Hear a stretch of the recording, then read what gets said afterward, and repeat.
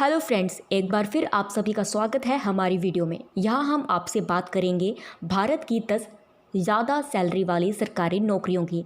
लेकिन इससे पहले वीडियो स्टार्ट हो, सबसे पहले आप हमारे चैनल को सब्सक्राइब करें ताकि ऐसी और नई नई अपडेट्स हम आपको पहुँचा सकें।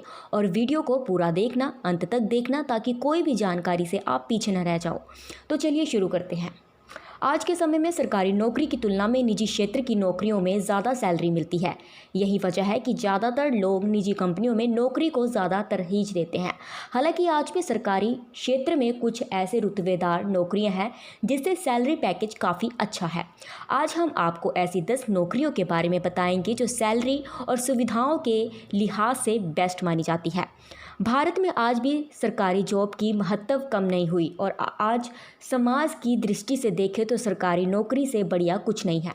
जब सिक्योरिटी के साथ साथ अलग बेनिफिट्स तो मिलते हैं, साथ ही रिटायरमेंट के बाद पेंशन भी सिक्योर रहती है, तो ऐसे में आप किसी क्षेत्र में नौकरी करना पसंद करेंगे। तो चलिए, अगर आप भी इस चीज़ को लेकर कंफ्यूज्ड हैं तो कन्फ्यूज़न को दूर करने में हम आपकी थोड़ी सी मदद तो कर सकते हैं।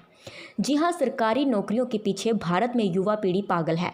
अधिकांश सरकारी नौकरी शीर्षतम सुविधाओं के साथ आकर्षण वेतन प्रदान करती है। देश में सूचना प्रौद्योगिकी के उदय के बाद भी सरकारी नौकरियों का क्रेज थोड़ा भी कम नहीं हुआ। सरकारी संगठन में कार्य करना किसी की प्रतिष्ठा का स्तर बढ़ा देता है। विभिन्न शैक्षिक पृष्ठभूमि वाले उम्मीदवारों के लिए कई सरकारी नौकरियों के अवसर उपलब्ध है। हम भारतीय लोग जब करियर के चुनाव की बारी आती है तो बहुमुखी प्रतिभा होने के बावजूद अक्सर सरकारी नौकरी को ही अपने करियर विकल्प के रूप में चुनते हैं। मैंने अक्सर लोगों को इंजीनियरिंग की डिग्री को अच्छे मार्क्स से पास करने के बाद सरकारी नौकरी जैसे बैंक, रेलवे, केंद्रीय सरकार की जॉब या अन्य सरकारी जॉब्स के लिए संघर्ष करते हुए देखा है। तो चलिए शुरू करते हैं। सबसे पहले हम बात करते हैं सिविल सर्विस ऑफिसर की। जी हाँ, देश भर में इस नौकरी को सबसे प्रतिष्ठित और गरिमामय माना जाता है। आईएएस और पीसीएस की परीक्षा पास करने वालों को ही इस नौकरी में जाने का मौका मिलता है। दूसरी सरकारी नौकरियों से अलग सिविल सर्विस की नौकरी करने वालों को सैलरी तो अच्छी मिलती ही है, साथ ही इन्हें विशेष सुविधाएं भी मिलती है। एक आईएएस अधिकारी को 50,000 से 2.70 लाख रुपए प्रति महीने मिलते हैं। इनमें विभिन्न तरह के भत्ते मिले जाते हैं। दूसरी बात करते हैं पीएसयू में नौकरी। जी हाँ, सार्वजनिक क्षेत्र की नौकरी में पीएसयू क्षेत्र की नौकरी भी बेस्ट मानी जाती है। महारत्न और नवरत्न कंपनियों में नौकरी करने वालों को घर और मेडिकल की सुविधाओं के साथ साथ मोटी सैलरी भी मिलती है। कोल इंडिया लिमिटेड जैसी पीएसयू क्षेत्र की कंपनी अपने यहाँ काम करने वालों को औसतन सालाना 10 से 12 लाख रुपए की सैलरी देता है। वहीं इंडियन ऑयल कॉरपोरेशन अपने यहाँ काम करने वाले कर्मचारियों को औसतन 8 से 9 लाख रुपए सालाना की सैलरी देता है। साथ ही कर्मचारियों को एकोमोडेशन, मेडिकल और कई अन्य सरकारी सुविधाओं का लाभ भी देता है। तीसरी बात करते हैं हम विश्वविद्यालय में प्रोफेसर। जी हाँ, शिक्षा के क्षेत्र में जुड़े लोगों को काफ़ी सम्मान दिया जाता है। इस नौकरी में खासियत ये है कि आप इसके माध्यम से आप अपने समाज में लोगों को शिक्षित करते हैं, जो कि एक आधुनिक समाज की पहली ज़रूरत है। हर स्तर पर शिक्षकों को विशेष सम्मान दिया जाता है। खासतौर पर देश के आईआईटी, आईआईएम, जेएनयू जैसे बड़े इंस्टीट्यूट में पढ़ाते हैं तो आपको मिलने वाला सम्मान खुद बढ़ जाता है। सरकारी कॉलेज में पढ़ाने वाले प्रोफेसर की सैलरी भी निजी क्षेत्र के कॉलेज में पढ़ाने वाले प्रोफेसर की तुलना में कहीं ज़्यादा होती है। एक सरकारी कॉलेज में पढ़ाने वाले प्रोफेसर की औसतन सैलरी 80 से 90 हज़ार रुपये के बीच होती है। डिफेंस सेक्टर में नौकरी आपको सम्मान के साथ साथ अच्छा वेतन, सुविधाएं तो देती ही है, साथ ही इसकी ड्रेस जो इस सेक्टर में काम करने वालों की एक अलग ही पहचान बनाती है। डिफेंस सेक्टर में वरिष्ठ अधिकारियों को 50 से 60 हज़ार रुपये तक का वेतन मिलता है। सैलरी से उन्हें अच्छा ग्रेड पे भी मिलता है और कई अन्य सुविधाएं भी मिलती है। देश की सेवा का जुनून रखने वाले लोग इस नौकरी को सबसे पहले चुनते हैं। इस नौकरी की खासियत ये है कि रिटायर होने के बाद आप कई तरह की नौकरी को दोबारा से ज्वाइन कर सकते हैं। आप डिफेंस ऑफिसर का जॉब करते हुए एक अच्छा लाइफस्टाइल जी सकते हैं। साथ ही इस जॉब में दूसरे जॉब की तरह ही बेहतर सैलरी पैकेज भी मिलता है। अब हम बात करते हैं डॉक्टर की। जी हाँ, डॉक्टर एम्स और अन्य सरकारी अस्पतालों में नौकरी करने वाले डॉक्टरों की सैलरी भी दूसरे सरकारी क्षेत्र में काम करने वाले लोगों से ज़्यादा होती है। इस पेशे में गरीबों की सेवा करने के लिए एक वास्तविक मौका दिया जाता है। इंटर्नशिप करने वाले नए डॉक्टरों को भी हर महीने 15 से 20 हज़ार रुपये मिलते हैं, जबकि एक सीनियर डॉक्टर को हर महीने 50 हज़ार से 90 हज़ार रुपये तक मिलते हैं। इस नौकरी में भी अनुभव और पद बढ़ने के साथ सैलरी में इजाफा होता है। अब हम बात करते हैं पॉइंट नंबर 6 की, तो वो है वैज्ञानिक। देश में वैज्ञानिकों की सैलरी भी काफ़ी अच्छी होती है। इस नौकरी के तहत प्रारंभिक नौकरी करने वाले S&SD ग्रेड में औसतन 60 हज़ार रुपये महीने की सैलरी पाते हैं। इसके साथ ही साथ उन्हें विभिन्न तरह के भत्ते भी मिलते हैं।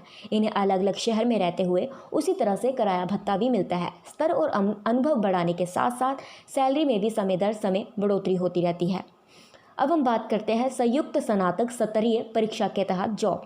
यह कर्मचारी चयन आयोग द्वारा आयोजित संयुक्त स्नातक स्तरीय परीक्षा देश भर में काफ़ी महत्वपूर्ण मानी जाती है।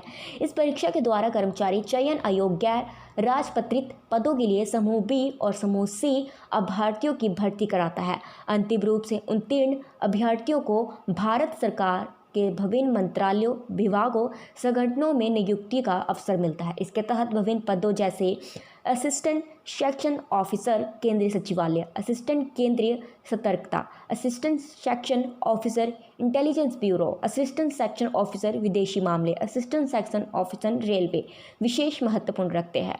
अब हम बात करते हैं रेलवे की। तो भारत में इंजीनियरिंग की डिग्री के साथ बहुत सारे स्नातक हैं। यदि आप एक इंजीनियर हैं तो रेलवे इंजीनियर बनना सर्वोत्तम कैरियर विकल्प है। रेलवे इंजीनियरों को भारत सरकार द्वारा शानदार घर और विभिन्न अन्य लाभ प्रदान किए जाते हैं। रेलवे इंजीनियर के तहत काम का बदलाव प्रबंधनीय होता है। इसके अतिरिक्त station master, traffic operative, goods guard, commercial operator आदि महत्वपूर्ण हैं। अब हम बात करते हैं बैंकिंग सेक्टर। देश भर की सबसे बेस्ट जॉब में से एक बैंकिंग सेक्टर की जॉब मानी जाती है, और अगर जॉब सरकारी बैंक की हो तो उसका मज़ा ही कुछ और है।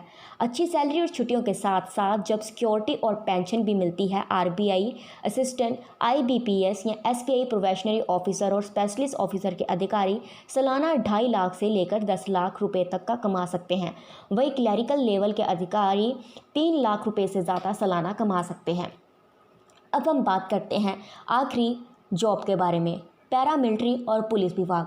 जी हाँ, देश के प्रत्येक राज्य में अलग अलग पुलिस सेवा का प्रावधान है। समस्त राज्यों की पुलिस सेवा में कई लाख पुलिसकर्मी कार्य करते हैं।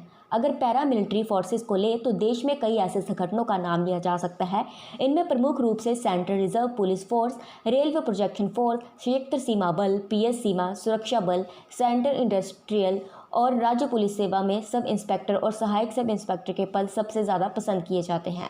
सरकारी नौकरी सुख सुविधा और सुरक्षित भविष्य और समाज सेवा के लिए सही है, लेकिन व्यक्तिगत जीवन में कई गुना तरक्की करने के लिए निजी क्षेत्र में जाना सही निर्णय होगा। जब से 7वें वेतन आयोग की रिपोर्ट को सरकार ने मंजूर किया है, सरकारी और निजी नौकरियों को लेकर फिर बहस सार्वजनिक हो गई है। तो कैसी लगी आपको ये ज़्यादा सैलरी और सुविधाओं वाली भारत के टॉप 10 सरकारी नौकरी की पोस्ट? हमें कमेंट के माध्यम से अवश्य बताएं। और हाँ, latest government, private job, upcoming jobs की सबसे पहले जानकारी के लिए आप हमारे चैनल को सब्सक्राइब करना मत भूलिएगा। धन्यवाद।